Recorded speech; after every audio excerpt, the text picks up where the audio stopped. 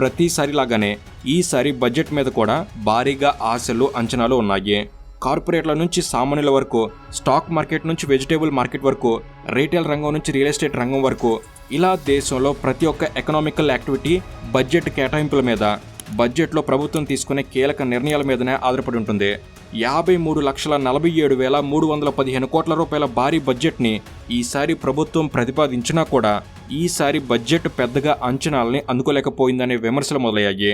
కానీ అధికార పార్టీ మాత్రం ఈ బడ్జెట్ని ఆహా ఓహో అనే ఆకాశానికి ఎత్తేస్తుంది. బడ్జెట్ విషయంలో ఎవరి వాదన ఎలా ఉన్నా కొండంత ఆశతో ఆదివారం కూడా రన్ అయిన స్టాక్ మార్కెట్లు ప్రభుత్వ పద్దును చూసి ఒక్కసారిగా కుప్పకూలాయి. సామాన్యుడికి పనికొచ్చే సంక్షేమానికి ఈసారి కేటాయింపులు తగ్గడం, రక్షణ రంగ కేటాయింపులు భారీగా పెరగడం లాంటి అనేక ఆసక్తికర లెక్కలు ఈ బడ్జెట్లో బయటకొచ్చాయి. కాబట్టి ఈ బడ్జెట్ గురించిన పూర్తి విషయాల్ని మీకు స్పష్టంగా తెలిపే ప్రయత్నమే ఈ వీడియో. అసలు 2026-27 ఆర్థిక సంవత్సరానికి సంబంధించిన బడ్జెట్ ఎలా ఉంది, ఏ రంగానికి ఎంత కేటాయింపులు చేశారు, అసలు ఈ బడ్జెట్ మీద ఉన్న విమర్శలేంటి, బడ్జెట్ అంచనాలను అందుకుందా, సామాన్యుడి ఆశలకి ఈ బడ్జెట్ బలాన్ని ఇస్తుందా లేదా, తెలుగు రాష్ట్రాలకి ఈ బడ్జెట్లో న్యాయం జరిగిందా లేదా అన్యాయం జరిగిందా, ఇలా ప్రతి ఒక్క విషయాన్ని మనం స్పష్టంగా ఈ వీడియోలో ఇప్పుడు చూద్దాం. సో లేట్ చేయకుండా let's get into the video.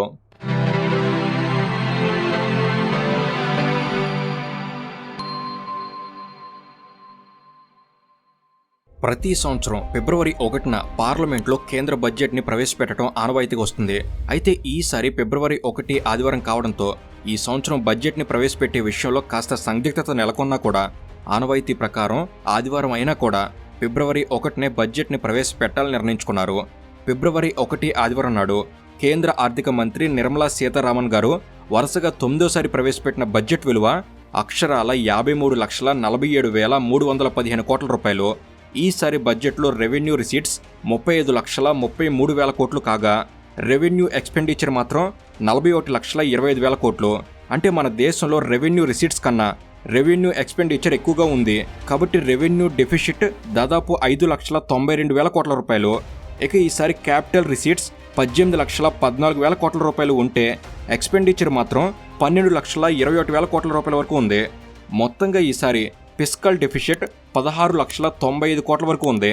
సింపుల్గా ఫిస్కల్ డెఫిసిట్ అంటే ఏంటంటే ప్రభుత్వ ఆదాయం కన్నా ప్రభుత్వం ఖర్చు చేయాల్సిన వ్యయం ఎక్కువగా ఉంటే దాన్ని ఫిస్కల్ డెఫిసిట్ అంటారు. అంటే ఈసారి ప్రభుత్వం ప్రవేశపెట్టిన 53,47,000 కోట్ల రూపాయల బడ్జెట్ అంచనాలని అందుకోవాలంటే కేంద్ర ప్రభుత్వం 17 లక్షల కోట్ల రూపాయల వరకు అప్పు చేయాల్సి వస్తుంది. అయితే ఈ బడ్జెట్ రియాలిటీ గురించి మాట్లాడుకుంటే సామాన్యుడికి ఈసారి నిరాశ ఎదురైందని చెప్పాలి. ఇన్ఫ్లేషన్ వల్ల విపరీతంగా పెరుగుతున్న నిత్యావసరాల ధరలను దృష్టిలో ఉంచుకొని కొత్త ట్యాక్స్ స్లాబ్లు ప్రకటిస్తారని, ఇన్కమ్ ట్యాక్స్ మినహాయింపు ఉండొచ్చని సామాన్యులు భావించారు. కానీ ప్రభుత్వం మాత్రం అలాంటి వెసులుబాటు లేకుండానే బడ్జెట్ను ప్రవేశపెట్టింది. కానీ 1961 ఇన్కమ్ ట్యాక్స్ యాక్ట్ స్థానంలో కొత్త ఇన్కమ్ ట్యాక్స్ యాక్ట్ని ఏప్రిల్ 1 నుంచి అమల్లోకి తీసుకురాబోతున్నట్టు ప్రకటించారు. అయితే ఆహారం, ఫ్యూయల్, ఫెర్టిలైజర్స్ ఇలాంటి వాటికి ఇన్నాళ్ళు కేంద్రం ఇస్తున్న సబ్సిడీలో ఇక నుంచి 4.47% తగ్గబోతున్నాయి. కాబట్టి ప్రజల మీద సబ్సిడీల భారం పడబోతుంది. ఈ బడ్జెట్లో గతంలో ఎన్నడూ లేని విధంగా క్యాపిటల్ ఎక్స్పెండిచర్ కోసం 12 లక్షల కోట్ల రూపాయలకు పైగా కేటాయించడం అనేది దీర్ఘకాలిక దేశ అవసరాలను తీర్చడంలో కేంద్ర ప్రభుత్వం ముందు చూపుకు నిదర్శనం. అయితే ఈసారి బడ్జెట్ కేటాయింపులకి 3 ముఖ్యమైన లక్ష్యాలను నిర్ధారించుకున్నారు.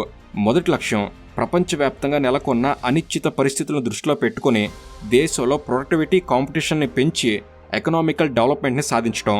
ఇక ప్రభుత్వ రెండో లక్ష్యం ఏంటంటే ప్రజల ఆకాంక్షలు నెరవేర్చే విధంగా హ్యూమన్ కెపాసిటీ బిల్డింగ్ చేపడుతూ డెవలప్డ్ కంట్రీగా దేశాన్ని మార్చడం. ఇక ప్రభుత్వ మూడో లక్ష్యం ఏంటంటే సబ్కా సాత్ సబ్కా వికాస్ అనే విజన్తో ప్రతి ఒక్కరిని దేశాభివృద్ధిలో భాగస్వాములుగా చేయడం. గతం కన్నా ఈసారి 7.12% అధికంగా 1,62,000 కోట్ల రూపాయలని వ్యవసాయ రంగానికి కేటాయించడం జరిగింది. ఈసారి బడ్జెట్లో టెలికాం రంగానికి 73,990 కోట్ల రూపాయలు కేటాయించారు. అంటే గతం కన్నా 40% ఎక్కువ. అయితే గతంలో ఉన్న జాతీయ ఉపాధి హామీ పథకం మోగన్రేగా స్థానంలో ఈ మధ్య కొత్తగా తీసుకొచ్చిన వీబీజీ రామ్జీ పథకానికి 95,000 కోట్ల రూపాయలు కేటాయించారు. మొత్తంగా గ్రామీణాభివృద్ధికి గతం కన్నా 3.5% నిధులు పెంచి 1,94,000 కోట్ల రూపాయలు కేటాయించారు. దీనిలోనే గ్రామీణ ప్రాంతాల్లో రహదారుల ఏర్పాటుకు ప్రారంభించిన గ్రామ సడక్ యోజనకి 19,000 కోట్ల రూపాయలు కేటాయించారు. ఇక కార్బన్ ఎమిషన్ని తగ్గించేందుకు ప్రభుత్వం 2026-27 ఆర్థిక సంవత్సరంలో 20,000 కోట్ల రూపాయలు ఖర్చు చేయబోతుంది. అయితే రాబోయే ఆర్థిక సంవత్సరంలో ప్రభుత్వం చేపట్టబోతున్న జనాభా లెక్కల కోసం ప్రభుత్వం 6,000 కోట్ల రూపాయలు ఖర్చు చేయబోతుంది. ఈసారి బడ్జెట్లో వైద్య రంగానికి 1,06,000 కోట్ల రూపాయలు కేటాయించారు. దేశంలో మెడికల్ టూరిజాన్ని పెంచే విధంగా 5 మెడికల్ హబ్లు ఏర్పాటు కాబోతున్నాయి.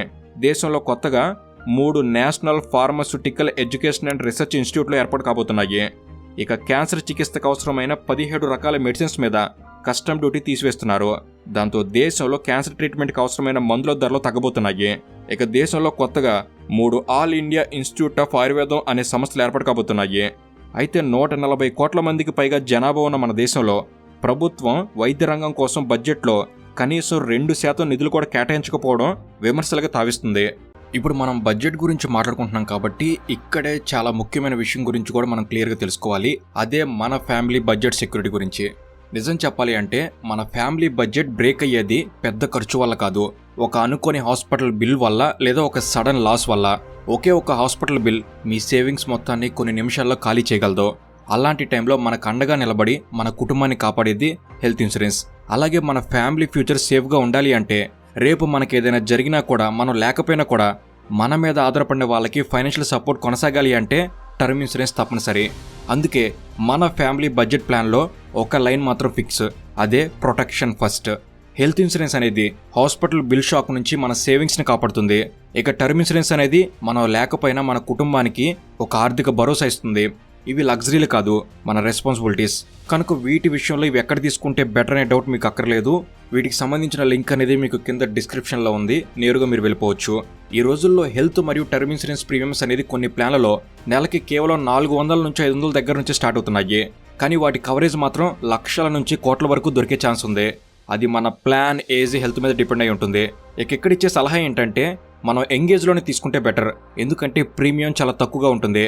అలాగే ఎక్కువ కాలం అదే రేట్లో కొనసాగే అవకాశం ఉంటుంది. ఇక ఇంకో ఇంపార్టెంట్ పాయింట్ ఏంటంటే ఈ మధ్య కొన్ని హెల్త్ ప్లాన్స్లో డయాబెటీస్, బీపీ, థైరాయిడ్, ఆస్తమా లాంటి కండిషన్స్కి కొంతమేర కవరేజ్ ఎర్లీగా వచ్చే ఆప్షన్స్ కూడా ఉంది. అయితే ఇవి ప్లాన్ టు ప్లాన్ రూల్స్ మారతాయి కాబట్టి కంపేర్ చేయడం చాలా ముఖ్యం. ఇక అలాగే మనకి డెడికేటెడ్ రిలేషన్షిప్ మేనేజర్ని, క్లెయిమ్ సపోర్ట్ లాంటి సహాయం కూడా ఇస్తున్నారు. ఇక పేపర్ వర్క్ నుంచి హాస్పిటల్ అడ్మిషన్, క్లెయిమ్ అసిస్టెన్స్ వరకు ఏది మనం టెన్షన్ పడకుండా మొత్తం కూడా వీరే చూసుకుంటారు. కనుక దీనికి సంబంధించిన పూర్తి వివరాలు అనేవి మీకు కింద డిస్క్రిప్షన్లో దొరుకుతాయి. ఆ లింక్ ద్వారా మీరు నేరుగా వెళ్ళొచ్చు. అది ఓపెన్ చేసి అన్ని ట్రస్టెడ్ పార్ట్నర్ ప్లాన్స్ని కంపేర్ చేసి మీ ఫ్యామిలీకి సరిపోయే బెస్ట్ ప్లాన్ సెలెక్ట్ చేసుకోండి. ఇక ఆన్లైన్లో తీసుకోవడం అనేది మనం టర్మ్ ఇన్సూరెన్స్పై 15% వరకు డిస్కౌంట్ని, హెల్త్ ఇన్సూరెన్స్పై 25% వరకు డిస్కౌంట్ని పొందేందుకు అవకాశం ఇస్తుంది. అలాగే ఇంకో విషయం ఏంటంటే ట్యాక్స్, జీఎస్టీ లాంటి రూల్స్లో మార్పులు వచ్చినప్పుడు మన ప్రీమియంకి కవరేజ్ విలువ పెరిగే అవకాశం ఉంటుంది. కాబట్టి లేటెస్ట్ ప్రీమియం అండ్ కవరేజ్ని కంపేర్ చేసి ఫైనల్ చేసుకోండి. ఇక మన పేరెంట్స్కి హెల్త్ ఇన్సూరెన్స్ ఉండడం అనేది చాలా చాలా ముఖ్యం. ఇది ఆన్లైన్ పోర్టల్ కాబట్టి ఆఫ్లైన్తో పోలిస్తే మీకు తక్కువ ధరకే ప్లాన్స్ అనేవి దొరుకుతాయి. మీరు మీ డబ్బును కూడా సేవ్ చేసుకోవచ్చు. కాబట్టి మన ఫ్యామిలీ సేఫ్టీ కోసం తప్పకుండా హెల్త్ ఇన్సూరెన్స్, టర్మ్ ఇన్సూరెన్స్ ఈ రెండింటిని ప్లాన్ చేసుకోండి. ప్రొటెక్షన్ అనేది ఫస్ట్. ఇక విద్యా రంగం పరిస్థితి కూడా అదే రకంగా ఉంది. ఈ బడ్జెట్లో విద్యా రంగానికి 139,000 కోట్లను ఖర్చు చేయబోతున్నారు. అంటే దేశ బడ్జెట్లో విద్యా రంగానికి కనీసం 2% నిధులు కూడా కేటాయించలేదు.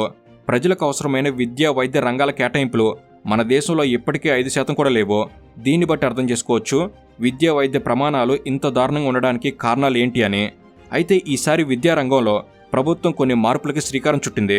ప్రపంచవ్యాప్తంగా కంటెంట్ క్రియేషన్కు పెరుగుతున్న డిమాండ్ దృష్టిలో ఉంచుకొని Indian institute of creative technologies ద్వారా 15,000 అప్పర్ ప్రైమరీ స్కూల్స్లో మరియు 500 కళాశాలల్లో కంటెంట్ క్రియేషన్కి అవసరమైన video editing, visual effects, gaming, comics ఇలాంటి క్రియేటివ్ స్కిల్స్ నేర్పించబోతున్నారు.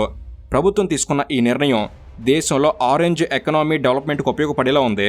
అయితే ఈసారి బడ్జెట్లో ప్రభుత్వం రక్షణ రంగానికి పెద్దపీట వేసిందని చెప్పాలి. ఆపరేషన్ సింధూర్తో సహా గతేడాదిలో దేశం ఎదుర్కొన్న సైనిక సవాళ్లను దృష్టిలో ఉంచుకొని ఈసారి డిఫెన్స్ సెక్టార్కి 7,84,000 కోట్ల రూపాయలు కేటాయించారు.